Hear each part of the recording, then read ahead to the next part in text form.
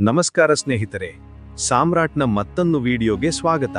ಇವತ್ತಿನ ಕಥೆಯು ಕತ್ತಲಿಗಿಂತ ಗಾಂಭೀರ್ಯವಾದ, ಶಕ್ತಿಗಿಂತ ಕ್ರೂರವಾದ ಶಕ್ತಿಯ ಬಗ್ಗೆ. ಗರ್ಜನೆಯೊಂದೇ ಲೋಕ ನಡುಗಿಸುವವನು.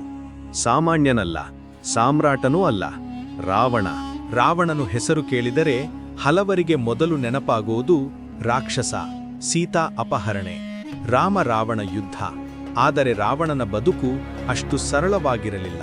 ಅವನು ಹುಟ್ಟಿದ ಕ್ಷಣದಿಂದಲೇ ತನ್ನೊಳಗೆ ಎರಡು ಜಗತ್ತನ್ನು ಹೊತ್ತು ನಡೆಯುವವನಾಗಿದ್ದ. ಜ್ಞಾನ ಮತ್ತು ಅಹಂಕಾರ, ಭಕ್ತಿ ಮತ್ತು ದರ್ಪ, ರಾಜಕೀಯ ದೃಷ್ಟಿ ಮತ್ತು ವೈಯಕ್ತಿಕ ಕೋಪ. ಅವನ ಅಸ್ತಿತ್ವವನ್ನೇ ಎರಡು ಬಗೆಯ ಬೆಳಕುಗಳು ಎಳೆದಾಡುತ್ತಿದ್ದಂತೆ. ಲಂಕಾ ಅರಮನೆಯಲ್ಲಿ ಬಾಲರಾವಣನು ತನ್ನ ತಂಗಿ ಶೂರ್ಪಣಖೆಯ ಜೊತೆ ಆಡುತ್ತಿದ್ದಾಗ ತಾತನಾದ ಸುಮಾಲಿ ಅವನ ತಲೆಯ ಮೇಲೆ ಕೈಯಿಟ್ಟು, ನಿನ್ನೊಳಗೆ ಬ್ರಹ್ಮಜ್ಞಾನದ ಬೆಂಕಿಯಿದೆಯಾ? ಆದರೆ ಬೆಂಕಿಗೆ ಗಾಳಿ ಹೆಚ್ಚು ಸಿಕ್ಕರೆ ಮನೆ ಸುಡುವುದೂ ಸತ್ಯ ಅಂತ ಎಚ್ಚರಿಸಿದ್ದ. ಆಗ ರಾವಣಕ್ಕೆ ಅದರ ತೂಕ ಅಷ್ಟು ಅರ್ಥವಾಗಿರಲಿಲ್ಲ.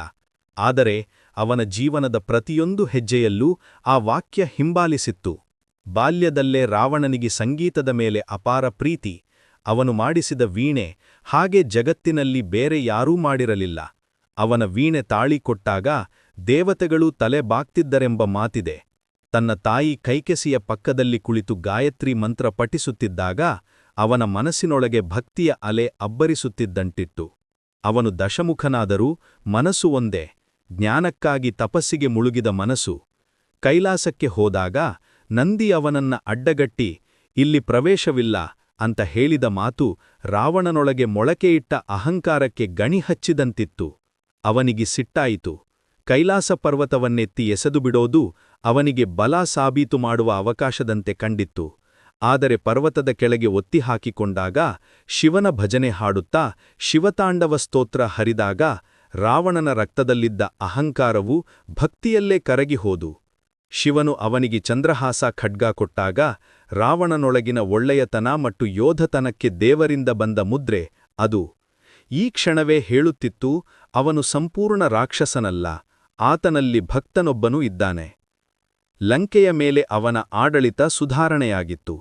ಪ್ರಜೆಗಳು ಧನವಾಗಿದ್ದರು, ವ್ಯಾಪಾರ ಅರಳಿತ್ತು.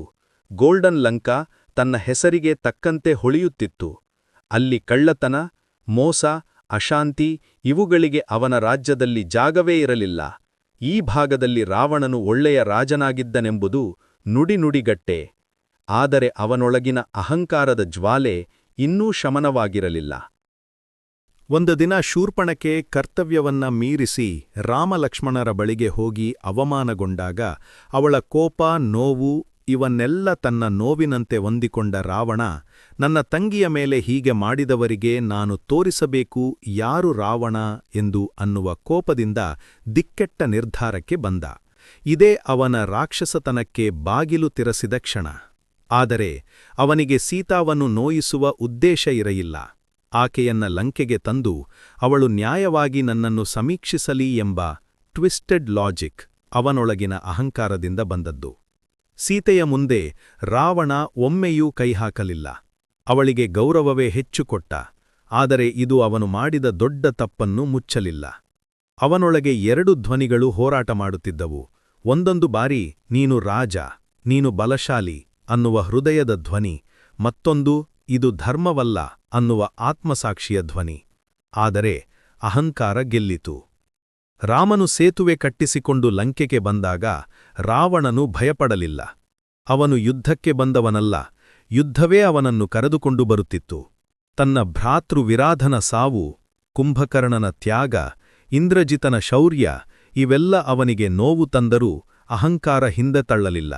ಅವನ ಯೋಧತ್ವ ಆಕಾಶದಲ್ಲಿ ಹಾರಾಡುತ್ತಾ ಏಕವಚನಾಗಿಯೇ ನಿಂತಾಗ ರಾಕ್ಷಸನ ಶಕ್ತಿಯಲ್ಲ, ಯೋಧನ ಕ್ರಮಶೀಲತೆಯಲ್ಲೇ ಕಂಡಿತ್ತು. ರಾವಣನು ದುಷ್ಟನಾಗಿರಬಹುದು, ಆದರೆ ಹೆದರಿಕೆಯಿಲ್ಲದ ಯೋಧ. ಅಂತಿಮ ಯುದ್ಧದ ಮುನ್ನ ಅವನ ಜ್ಯೋತಿಷ್ಯರು, ಮಂತ್ರಿಗಳು, ತನ್ನ ತಂಗಿ ಎಲ್ಲರೂ ರಾಮನ ಜೊತೆ ಸಮಾಧಾನ ಮಾಡಿಕೊಂಡು ಅಂತ ಸಲಹೆ ಕೊಟ್ಟರು. ಆದರೆ ಅಹಂಕಾರ ಹೆಮ್ಮೆಗೂ ಮೀರಿತ್ತು. ತನ್ನ ರಾಜ್ಯ, ತನ್ನ ವಂಶ, ತನ್ನ ಬುದ್ಧಿ ಇವೆಲ್ಲವನ್ನೊಂದು ತಪ್ಪು ನಿರ್ಧಾರ ಮಸುಗಾಗಿಸಿತು. ಯುದ್ಧದ ಭೀಕರ ಕ್ಷಣದಲ್ಲಿ ರಾವಣನು ರಾಮನ ಬಾಣಕ್ಕೆ ಬೀಳುವಾಗ ಅವನ ಮನಸ್ಸಿನಲ್ಲಿ ಮೊದಲ ಬಾರಿಗೆ ಭಯವಲ್ಲ, ಪಶ್ಚಾತ್ತಾಪ ಜೋರಾಯಿತು. ಅವನು ತಪ್ಪು ಅನ್ನೋದು ಅರಿತುಕೊಂಡ ಕ್ಷಣ ಅದು. ಶರಂಥ್ರೂ ಮಾಡಿದಾಗ ಅವನು ನಿಗ್ರಹದೊಂದಿಗೆ ನಾನೊಬ್ಬ ಜ್ಞಾನಿಯಾಗಿದ್ದಾಗಲೂ ನನ್ನ ಅಹಂಕಾರ ನನ್ನನ್ನ ಗೆದ್ದಿದೆ ಅನ್ನುವ ಅಂತಿಮ ಧ್ಯಾನಕ್ಕೆ ತಲುಪಿದ್ದ. ರಾಮನ ಬಳಿ ಅವನ ಅಂತಿಮ ಉಸಿರಿನ ದಶಕೋಣವೂ ಬಿದ್ದಾಗ ಬ್ರಹ್ಮಜ್ಞಾನದಿಂದ ತುಂಬಿದ ಕಣ್ಣುಗಳಲ್ಲೊಂದು ಕಣ್ಣೀರು ಮೆರೆಸಿತ್ತು. ವಿಜಯ ಪರಾಜಯದ ಕಣ್ಣೀರಲ್ಲ, ಮಾನವನೊಳಗಿನ ಅಹಂಕಾರ ಜ್ಞಾನ ಹೋರಾಟಕ್ಕೆ ಬಂದ ಸೋಲಿನ ಕಣ್ಣೀರು. ರಾವಣನು ಒಳ್ಳೆಯವನಾಗಿದ್ದನ? ಹೌದು, ಅವನ ಜ್ಞಾನ, ಭಕ್ತಿ, ರಾಜಕೀಯ ದಕ್ಷತೆ, ಸಂಗೀತ, ಶೌರ್ಯ ಇವೆಲ್ಲ ಅದಕ್ಕೆ ಸಾಕ್ಷಿ. ಅವನು ರಾಕ್ಷಸನ? ಹೌದು, ಸೀತಾ ಅಪಹರಣ, ಅಹಂಕಾರ, ಕೆಟ್ಟ ನಿರ್ಧಾರ